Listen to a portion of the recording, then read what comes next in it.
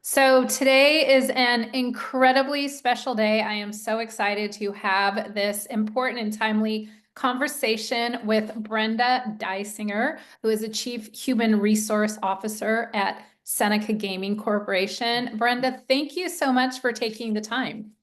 Oh, I'm so honored to be here, Sheryl. Thank you for having me. Of course. And before we jump into the conversation of why culture is so important for high performing teams, I thought I would ask a little bit about you. Was there Mm. a person or a situation that either inspired you to greatness or that maybe your story is a little bit like mine, where it was a little bit challenging and then you decided to rise above it? So what spurred you into action to caring so deeply about people? Mm. I have to say, I've met some amazing people in my journey, and I'm excited that I'm going to meet many more amazing people along my lifelong journey. But my grandmother really was an inspiration to me. She really shaped my life and who I aspire to be every day. She faced tremendous challenges early in life, becoming a single parent when her husband passed away at a really young age. And rather than letting adversity define her, she chose to rise above it. And she returned to school, became a teacher specializing in reading, and really, truly took her skills to help other people not only just learn how to read, but to just be good people in general. Um, what made her truly special is her creative approach to education, and she developed fun and innovative ways to help her students learn to read, ignite a passion for learning in them. So not only did they want to just learn to read, but they just wanted to learn in altogether. But it wasn't just her professional accomplishments that I found inspiring. It was really her strength and her determination. She really navigated life's challenges with kindness and humor, and she always extended a helping hand, whether she could or not. It didn't matter. She would never say no. And even on her birthday, she came to our house for dinner and she gave my brother and I gifts. I will always remember that for the rest of my life. Not that I got a present, but like it was her birthday and it was just so profound and very humbling and very generous of her. So she really is just about, you know, really embodying being humble, being kind, being compassionate, but not giving up when life gets hard. That is so amazing. And it seems like that's really so important in organizations as well. And we're going to have this conversation about culture, but being kind and compassionate and resilient. And also, I love when you talked about being creative because things don't always work out, like even in whether it's a small business like mine or a bigger corporation like yours, you might be barreling down on the end of the quarter and you're like, uh-oh, like we're not where we need to be. And so sometimes we have to get creative. And so Mhm.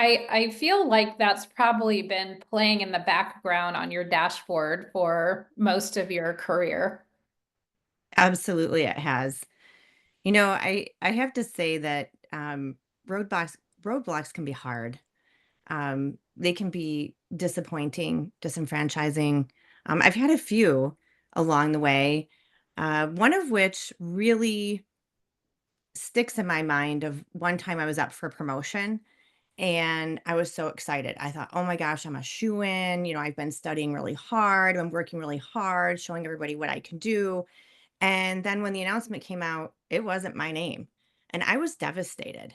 I was like, well, oh my gosh, everything I worked for, I was crushed. I was about to throw in the towel. And so I cried and I felt sorry for myself. And and then my mentor came along and said, "So what are you going to do about it?" And I was like, what am I going to do about it?" Well, who am I? I'm Brenda Dysinger and I can do this. And I picked myself up and I brushed myself off and got rid of all of the dust of despair and took that energy and turned it into skills and knowledge and experiences and really worked to that next level. I didn't get the job, but I worked to it anyways. So a couple years down the road, a position came open. And not only did I get it, but I didn't even have to interview to get it because I made myself that obvious choice. but it certainly wasn't easy. And I, really learned that, don't take no for an answer. Really focus on your self-improvement. You own your career. Nobody else does, and seize those future opportunities. Yeah, I think there's a couple really important messages in that, and that is, things don't always go our way, and to honor the feelings. You're like, I cried. I mean, I think all of us, at Mhm. least speaking for myself, whether it's a client or interviewing from a role, have been rejected. And then I think it's like having permission to feel the feels, as you say, but then making a decision. I like to say decide, which means death of any other option, which is what you did for yourself. You're Mhm. like, okay, there's two options: to continue the pity party or to decide to move forward. And so I think that is really important. And I think your story is really relatable. And I think if you were kind of at a fork in the road. And it's probably safe to say that most people have felt like throwing in the towel for something at some point during their Mhm. life, and so, or during their career. So, and probably if you chose another path, your life would be really different right Mm. now. So So true. yeah, so super interesting. And so, of course, being the mental toughness and high performance coach, I have to ask you the question of, you've probably been the only or the double only in many, rooms, in many executive rooms or boardrooms. And so, what has been the mindset, that's kept you going? Because now I'm making an assumption here that it hasn't been a straight shot since the beginning of your career to a chief human resource officer. But you can correct me if I'm wrong. But if there were zigzags along the way, what has been the mindset that's kept you going? A couple of principles that really have helped me along the way are, own it. I need to own it. No one else is going to make this happen for me but me.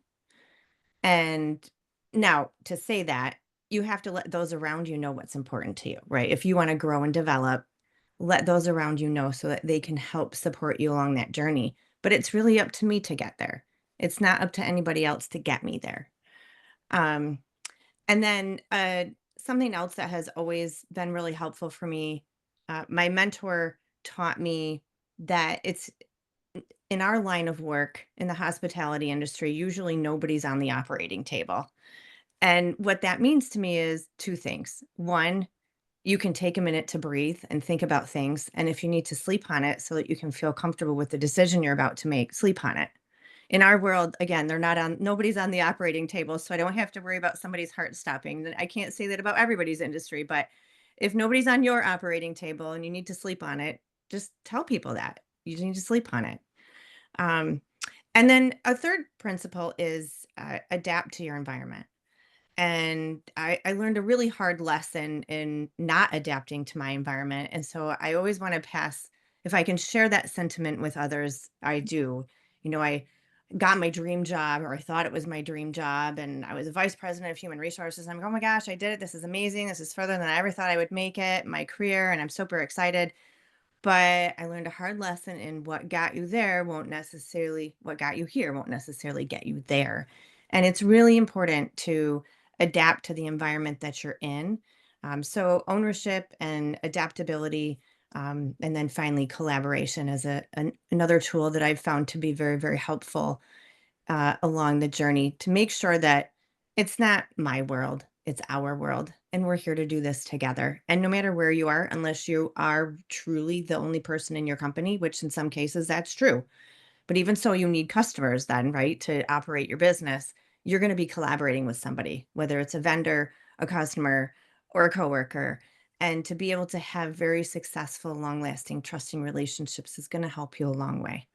So ownership and adaptability and collaboration are things that have helped me over the years. I love that. Ownership, adaptability, and collaboration. And sometimes adaptability and sometimes you have to adapt fast and it requires some Mm. help. So I'll just interject, don't be afraid to ask for help too. Um, and so, well, let's shift then and talk about the topic at hand, which is culture Mm. transformation for high performing teams. And I think at the end of the day, this really translates into dollars and cents. Am I right? Absolutely. All right. Profitability. Yeah. So let's kind of talk about the most important like pillars of building a culture of high performing teams. Mhm. So I'd like to start by saying years ago, I was introduced to something called the service profit chain. And really, your culture is going to be built around something that is clearly defined in the service profit chain, which is your starts with your employees.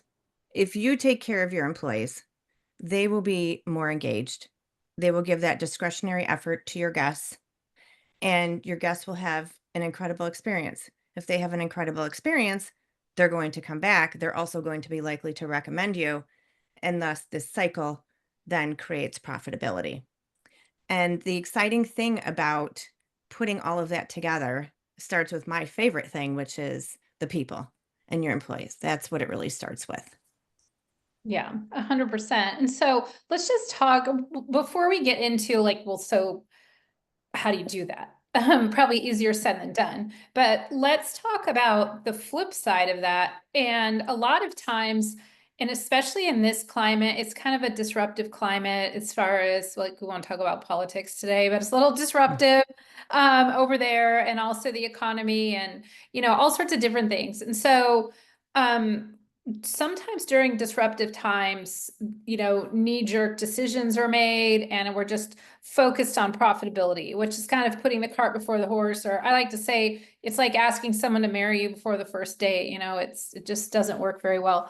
And so what's one consequence when we don't have culture transformation, especially during disruptive times, when we're just focused on profitability and kind of um, don't lay the foundation so it's sustainable. Mhm. Since since the profitability and the service profit chain really starts with your employees, if you're not focused on your employees and you don't take the time to build that right culture, you're going to have increased absenteeism. You will have increased turnover. You'll be replacing people. You'll be lucky if they stay for 90 days, and you're going to be much less effective and much less efficient, which ultimately means increased expenses. So every time you have to replace an employee, it's anywhere from 50 to 150% of their base wage. And depending on the role, that could be pretty costly for a company. And if you think about it, if you could save, um, $1 million in turnover, people don't really put dollars and cents to it, but your turnover could be costing you at least $1 million a year, depending on how many employees you have. And wouldn't you rather use that money to reinvest in your workforce, and then they're going to reinvest in your guests, which then ultimately could create profitability? So it sounds like the consequences are great. I mean, you talked about just replacing people, but I think it was a study, a Gallup study, which you probably know more than me, but it's like hundreds of billions of dollars are lost because of lack of engagement. So you were talking about one thing, and that is employee turnover. But then if you look at people who are kind of quiet quitting or not kind of all there, Mhm. then that sounds like it would be costly too. So this sounds like a very, very important conversation to have for the long-term viability of companies. Absolutely. It's something that I have been focused on for many, many years in my career, and it really drives our strategic planning initiatives. And it always starts with the employee. Yeah. And so I also had the honor of interviewing Tiffany Bova, who is like, I think she's really focused on treating your employees as customers, and which Mm. really related. So so if for those listening, for the leaders listening, maybe they're thinking in the back of their mind, like, oh, we need to do better at this. Like they probably knew they need to do better. What would you say, or then if what am I trying to say? For a culture that needs to be turned around, or a culture that needs up leveled so their teams can be more high performing, what are the top one or two things that need to be addressed first? Absolutely. Well, I would say that my approach is usually around understanding what's working and what's not working in your environment, but you have to fully understand your desired end result. So if you're what's important to the company, like your mission, vision, and values, what's important to your employees, what kind of work environment do they want to be in? And then you have to marry those two things together. So, for example, I'm currently working at the Seneca Gaming Corporation, and we took our mission, vision, and values is rooted in the Seneca culture. And then we looked at what is important to our team members, and we married those together and created four values, which became our guiding principles. And these four values are caring for one another, giving everyone a voice, working and winning together, and sustaining our future. And so that now is like our North Star. That's what we work towards every day. And that's what we're really focused on in order to build the best culture we can for our employees. But if it's not rooted in what's important to the company and what's important to the employee, it's going to be pretty tough to move forward together. Yes, you make a really great point. And so let's talk about, since, I hold this near and dear to my heart because it's what I train teams on, but it's sustainable high performance. So how does what you're talking about lend itself to not just high performance for a quarter, for a year, but sustainable high performance? Absolutely. So we several years ago, so I'm going to go out of Seneca Gaming Corporation, another company that I worked for. Um, we had to kind of start over, and we looked at what was most important to us, which was profitability, but we weren't focused on our employees. And how do we then become more focused on our employees and then sustain our efforts? So every year, we look at we asked our employees what's important to them, and they told us. And there were two key themes that emerged from that. One was they don't feel they feel like we treat our guests better than our employees. So to the comment that you made earlier, they were feeling that. They were feeling like you treat your guests, you want us to do all these things for your guests, but you're not willing to do that for us. And that was, a real eye opener for us. And then the second thing was that they wanted to be recognized for their efforts. So we put a couple of programs in place. One was a recognition program tied to learning our marketing programs. If you learn our marketing programs, you enter into a drawing. And then the prize was what we were giving away to our guests that month for the marketing programs. The other thing was recognizing them for their efforts. So, what gets rewarded gets repeated. And so, we created a recognition program where our employees would earn what we called courtesy coins for learning the guest service program. And every time they exhibited those behaviors, they were rewarded with a courtesy coin. And I kept ordering more and more coins, and very few were getting redeemed for prizes, and I'd order more coins and we'd give them all out, and we had very few that were coming back, and I thought, "What is happening?" And so I talked to a few of our employees, and they're like, "Oh, no. I love my coins. I value these coins. Like, they mean everything to me. I earned those for doing the right thing." And, so it really had a more profound impact, and that's how we really help to sustain our programs, is by rewarding the behaviors that we expected, but they were rewarded in ways that were meaningful to them. The third piece to that also is teaching our leaders how to live the culture every day. And we created a management program really focused around those core elements that were important. Wow, I love that. And also too, you are rewarding employees for what I call process goals. So those are goals that they have control over. Mhm. That's super, super powerful. So thanks for sharing that. It's so interesting how they valued the coins more than anything Yeah. else that you were giving away. So that's really powerful to listen. It sounds like listening to your Mhm. employees is super, super important.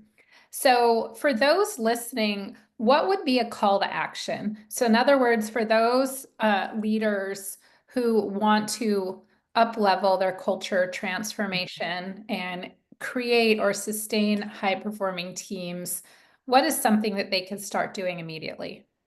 Absolutely. So first you have to define your desired culture. What's important to your company? What's important to your employees? What matters the most? And then that's what you really want to use as your foundation. The second thing is identify the key behaviors that are going to support living your values and your culture every day. And then recognize those behaviors when people exhibit them, whether it's your management team supporting the culture or it's your team members displaying the desired behaviors.